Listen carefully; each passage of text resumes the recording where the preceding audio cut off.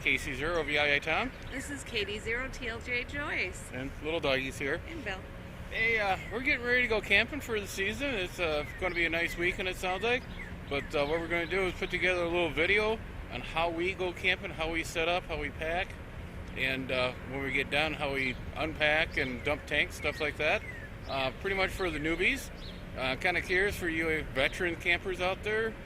Put something down in the comments what you guys do differently. It'd be kind of interesting to see how people go through on that. Oh, one other thing. Want to turn around? Yes. Big shout out to my sister Kay. She has a little embroidery machine and she made us some jackets.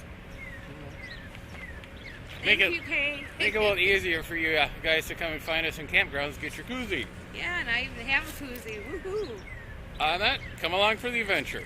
Now, when we decided to go camping, hopefully we have made this decision a couple days out before we go camping due to the fact there's a little pre-planning and getting stuff ready. Wednesday night, usually I come home from work. If we're going to go camping that Saturday, I like to make sure the camper's plugged into shore power. That will put a charge on the batteries. Normally I try to leave it plugged in, but every once in a while we'll leave it unplugged for one reason or another. The other thing we want to make sure is that the refrigerator's down to temperature Saturday morning when we go camping. This is what they call an absorption style refrigeration system. It's an ammonia-based refrigerant. You heat the ammonia up in a liquid state either with a flame or electric heating coil. It boils out to a vapor and the vapor condenses and returns back to a liquid state. That's how we transfer the heat from inside the refrigerator out to the outdoor coil. That's where you have that delta T of about 30 or 40 degrees depending on the model of the refrigerator. It takes an hour of the refrigerator working just to lower it by 1 degree. So that's why we do it Wednesday night after work. So Friday night or Saturday morning when we're loading up the food in there, it's good and cold. You don't want to have this thing at room temperature, throw a bunch of food in there and hit start on the refrigerator switch because it's not going to be cold and you're going to end up with warm, wasted food. So we're on shore power.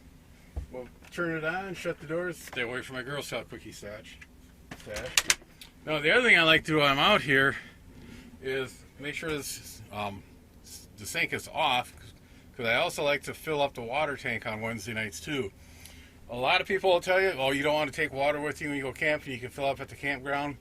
And usually those are the people that say, God, this water tastes funny. What's wrong with this here at this campground? For every gallon of water, it's roughly 8 pounds. This has a 30-gallon water supply. That's only, what, 320 pounds? If I'm worried about 320 pounds compared to the rest of the stuff in this camper, I got too much junk in the trunk, you know? Let's go around and we'll show you how we fill the water. We've got our white hose that's safe for drinking. You should always use some type of filter. It doesn't have to be one of these blue ones or the white ones from Camco. There's other ones on the market. I've seen people use those big filters for whole house and they put hose fittings on them. The water coming out of your tap, yeah, you're used to drinking it, but it's going to sit in the tank here for a couple days. It's going to get a little stale. It may taste change. You run it through a carbonated filter. It's going to collect any impurities and help clean it up so the water stays fresh longer. Also, if there's any floaties, we'll call them, if you look at your water closet, every once in a while you get little grains of sand and stuff like that. Especially in the spring and fall around here, they'll flush the city mains and they'll kick up a little bit of the sediment, a little bit of sand out of the system. So what I like to do is, again, one of these filters will last us about 2 years of camping, 2 seasons. The thing to do when you put it on, make sure you run water through it. As you can see, that first little blast is pretty dark from the charcoal. And also on your hoses, make sure you run water through that too, because you can have a little critter that crawled in there thinking it's going to be a nice home, and they want to have a nice little place for the summer. Again, add a little blast of black charcoal. And that time we did. What I like to do is we'll hook it up to the city water connection. And right now there's some of the lines, or the drain points are open. After the last camping, we'll talk about that more later in this video. Then we can, yep, knew that was going to happen. We'll get this so it doesn't leak all over us. Turn on. Now we're pressurizing the line. I'll go in and shut the kitchen faucet. That should be off to make sure it's off. I may open it a little bit to bleed the air out. The 3 drain points I will close and we'll start, filling up the system. Right now the only thing we're doing is flushing out the water line. We got the lines pretty well flushed. Went inside, made sure we got the air out of the lines, shut off the 3 drain points, and what we'll do, we'll switch over and start filling the main tank. The reason I like to flush that line, same reason we flush the hose, is exposed to the outdoors. We may have a little critter that wanted to crawl in there and make a little nest and raise little babies. We switched from the short hose on the city line inlet and to this that goes into the tank. Again, run a little water through, get a little neighbors out of the way. We'll slide that in, turn it on. Now I'll run in and monitor the tank inside. I normally leave the drain open on the tank for the first couple minutes as we're filling it to kind of flush out the bottom of the tank. Then I go in, like I said, I'll go inside and monitor the water level in the tank. Make sure we don't overfill the tank, get it up to full, and we'll stop. Okay, we got the lines flushed full of water. We have the main water tank full of water. And again, you're going to get some argument from people that says, I don't want to carry around 300 pounds of water because when I go to the campground, I can get the water there for free. And halfway through the camping weekend, they're complaining how the water tastes funny. So it's not going to cost that much compared to the rest of the weight of your rig. Fill it up. You're used to that water. You might as well use it. So it's just peace of mind. I didn't film it, but in here in the toilet, we fill the bowl up twice and dump it into the black tank. We want to have some liquid in the black tank for the black tank to work. This is real important to you guys. When you're out camping and you think, oh, if I do number 1 behind the tree, I'll save space in the black tank so I can stay out longer. Wrong. You got to have that liquid in there to help break down the solid so you don't get it built up on the inside.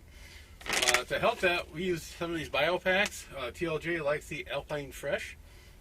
Doesn't matter to me what this does. These are enzymes. They break down the solids, toilet paper and human solids.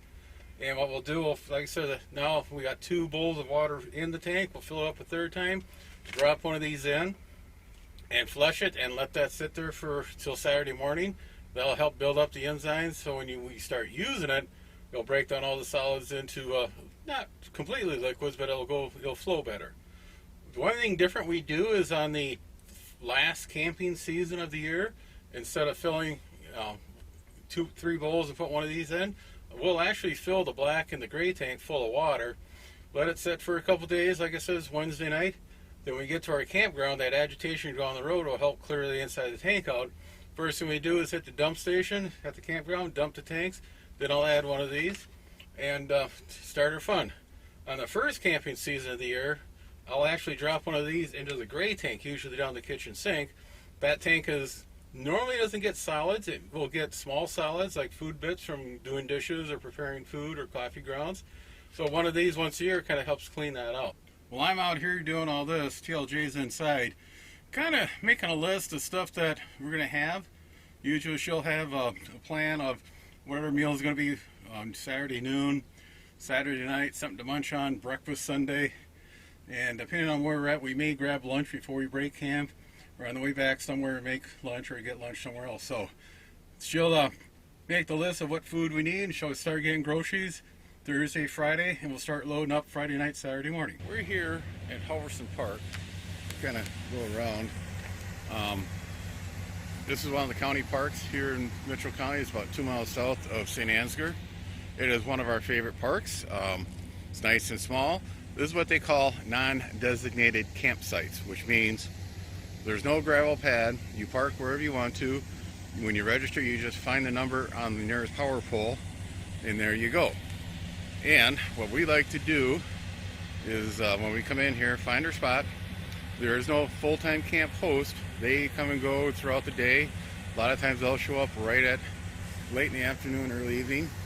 And what they'll do is count the number of registrations in the drop box, count the number of campers. If it adds up, off they go. They'll make a swoop through the camp, make sure everybody's okay. Any questions?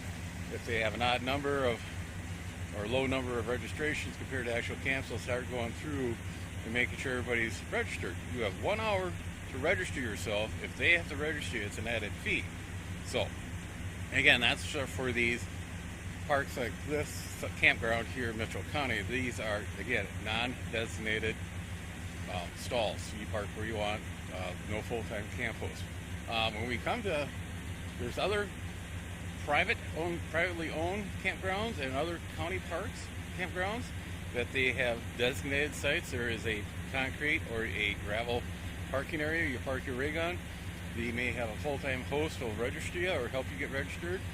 Then we get into the bigger privately owned campgrounds and the state parks where, again, it's designated. There's rangers or camp officials there, and they will get you all registered.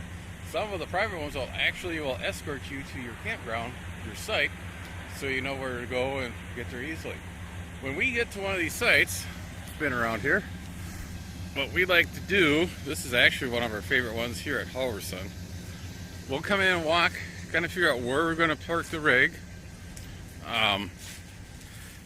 This way is north, and that means east is somewhere over there. We want to make sure we don't have the rear window where the bed is pointed into the sun in the morning. The other thing we like to do when we walk through is pick out navigation hazards. We have our power utility. We got a tree over here. Then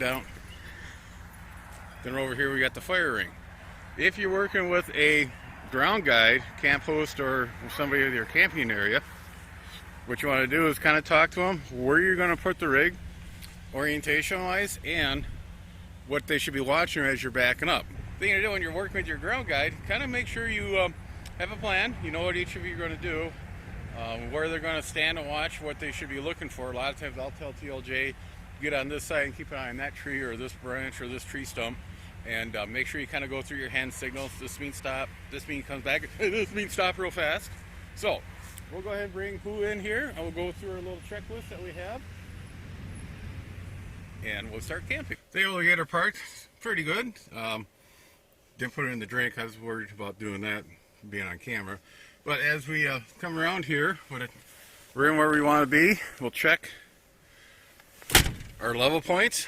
We're got a little bit of rise on one side, and our nose is up a little bit. So what we do is we'd get our blocks out of the storage bay, get them under the tires that we need. We're gonna have to raise the back end a little bit. And actually, just looking here, I think if we would back up a little more, get the nose off that rise, and just put a block over on this side in the back, that'd raise this side up to get her level. You're really trying to get it level, not for you, but for the refrigerator and some other stuff in the camper, your water heater. The refrigerator, the absorption style, needs to be fairly level for it to operate efficiently. Once we get that done, we'll come over here to our power unit.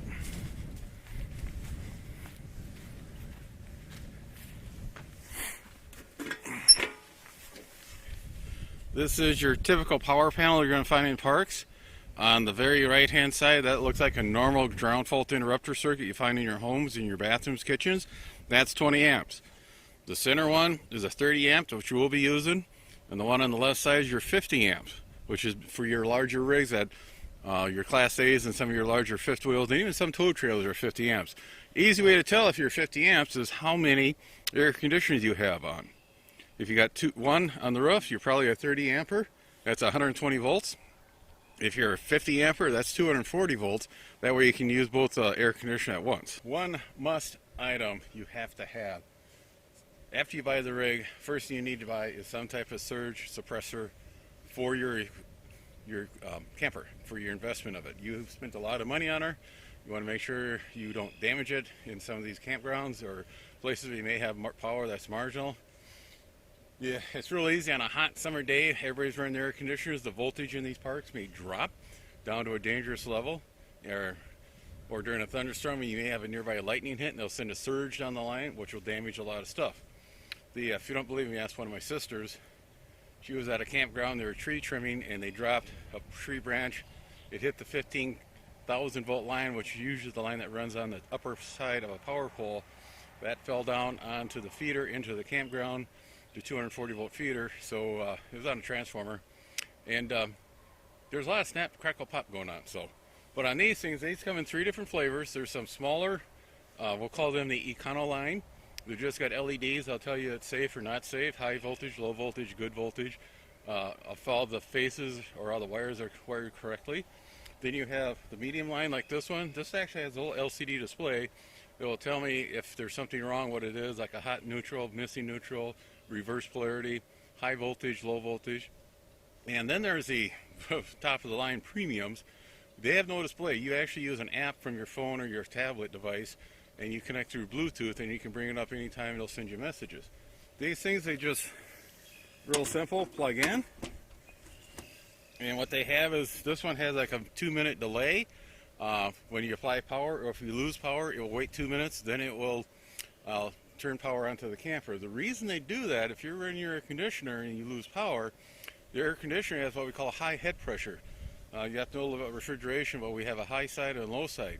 The hardest thing for a compressor to do is try to restart after a loss of power with that pressure very high. It can actually damage the compressor and burn it out. That's why you want to make sure that 2 minutes is there to allow it to bleed off that high pressure, and it'll be safe for you to start up. So when this starts up, we can drop the line, the power cord over here. We'll get power going inside poop. One thing you should have is a little checklist. What I did when I first got the camper, I picked up a couple of these reading binders. There's a lot of manuals we did not get with the appliances in the camper. When I found out you could go to the manufacturer's website of the appliances and download the manuals, so I printed them off. I got one of these for the electronics. That's like the stuff we installed, the stereo system, the TVs. Then we have another one that's got the hardware for the camper. Then in here, we have a simple little check sheet that talk about what we need to do. And it goes through, we got the step out, we got pool level. We're going to start putting up the cover over on the windshield. We're going to connect water, power, and sewer if we need it. A lot of times we just connect our power. Again, we carry our own water because that's what we prefer. We'll turn on the LP. We'll fire off the refrigerator. If we're on shore power, we use that to run the refrigerator. If not, we'll run on propane. We'll configure the windows or the air conditioner or the furnace depending on what we need for heating or cooling. We'll get the awning and the rug out and the lawn chairs out. On the rug outside, if it's going to be below 90 degrees, they're okay to use. If it's above 90 degrees, a lot of campgrounds will tell you do not put your rug out because it'll kill the grass underneath it. It's too hot. It'll actually burn the grass. Then we'll set up the satellite dish. If there's Wi-Fi in the area, we'll get Wi-Fi going. And the last item I don't have on here, what it should read is, plop your carcass in the launcher, enjoy the weekend. Yeah, usually when Tom's outside, I'm inside getting stuff that we put on the bed, on the counter. And then when we get ready to go, then I take everything off the counter and put it on the bed, or we set it on the floor somewhere that it won't roll around. Said when he's outside doing his stuff, I'm putting stuff out, and then I start getting stuff ready usually for a meal. This is why we like this spot here at Halverson. It is right on the river. When we park the camper the way it is, it blocks people from that side. There's only a few stalls down at this end. What I like about it, there is that old boat ramp over there that they turned into a little beach. They brought some sand in. There's enough room on the other side of that pole, power pole, for another camper if they're visiting us. What we like to do is set them up kind of like in a V. We got poo on one leg of the V, and we'd set theirs, have them drive in straight as the other side of the V. But now that we're done camping, we'll go through on the back side of that paper where I have my checklist for setting up. We also have a checklist for tearing down. Again, it's just in the order of what you can do. It is, we'll shut down the satellite dish, the Wi-Fi. We'll go through and shut off the refrigerator, close the LP gas tank, unplug water, sewer, and power if we have it. Or before we undo the sewer, we would drop the tanks. But in this location, we don't, so we'll go up to the dump station. I'll show you how we dump our tanks. It's just a matter of reversing the order. And your order is going to be different from the person next to you, or even for me. It's just what you take with you camping and what you want to set up. That's the other thing you're going to find out. When people go camping, some people will camp very minimal stuff, a lawn chair and the awning's all they need, and a cooler. And there's other people that have little flags and ornaments and stuff like that they put out to make it feel like home. Whatever trips your trigger. You're out here to enjoy the great outdoors and relax. That's what you got to do. So we'll go around. We got power undone. Like I said, we don't use our water here because we have water in the tanks. We got everything put away.